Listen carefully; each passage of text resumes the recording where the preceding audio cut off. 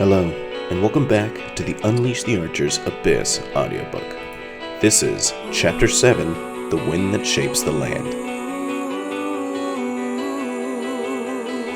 The planet's surface is pockmarked and desolate. A fine silicate dust covers everything, including the Immortal's boots. He wanders to the edge of the cliff that they had landed ever so precariously upon and stares down at the valley stretching out before him.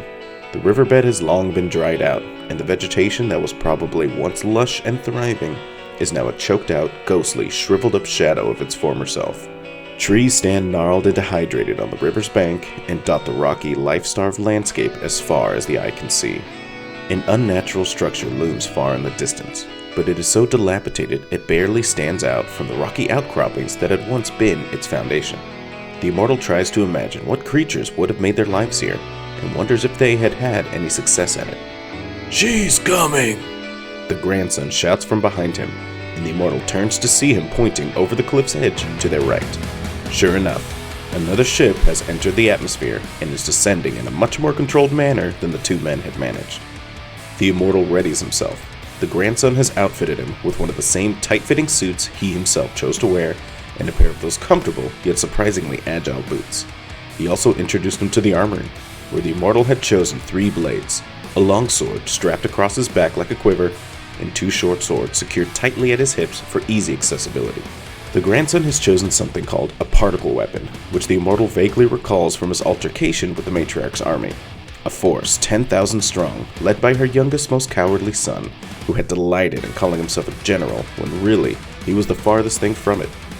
It does not take long after the Matriarch's ship touches down for the Immortal to see her shape racing towards them across the valley. She wastes no time, and the Immortal feels a strong gust of wind precede her across the precipice.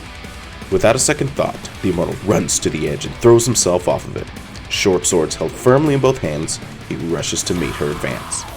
He lands firmly upon the valley floor, and the concussive blow of his impact rocks the Matriarch backwards, but she continues forward. The Immortal stands to face her head-on, when suddenly she stops, vibrating in place above the wide riverbed. He feels the surface begin to tremble beneath his feet, and he runs at her as the rock bed cracks and splinters and rises around him.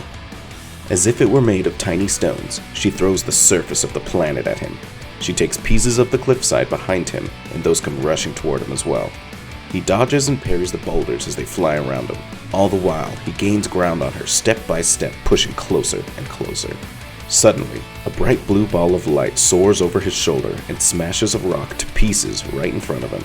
He risks a quick look backwards and can see the uniform of the grandson standing on the edge of the cliff, his weapon of choice firing off balls of energy this way and that, taking out the rocky projectiles that would otherwise be making the Immortal's fight a much more arduous one. He smiles slightly, then once again faces forward to focus on the task at hand. The Matriarch has now stopped flinging the land at him, and hovers instead with her hands raised on either side of her in a lifting motion. Her eyes are aglow with the green fire that obscures most of her face, but the Immortal can see the half mask that covers the split in her cheek the grandson had bragged about so proudly. The Immortal stands watching, waiting for her next move, when the wind begins rushing about him so strongly he can no longer hear his own breathing. The boulders and sand and shriveled up corpses of trees begin to circle around him faster and faster, creating a hurricane as a barrier between them. He pushes on. He drops the short swords and pulls his long sword, using it to slice through the debris that flies at him at an unnatural pace, then eventually gives that up as well, allowing the boulders to break upon his arms and body, drawing strength from it. He once again sets his sights on the Matriarch. She is not far now. She looks up into the sky blindly, focusing so wholly on creating the hurricane that she does not see him, slowly gaining ground, striving forward step by bone-breaking step. He calms himself. He stills his breathing. He becomes one with the wind and the stone that surrounds him, just as he has done so many times before. He puts one foot firmly in front of the other until finally he is there, face to face with the Matriarch, and he knows what he must do. When he is finally close enough, he reaches out and grabs the Matriarch by the throat. The sudden jolt of a human's touch rips her from the grip of sorcery, and she sees him.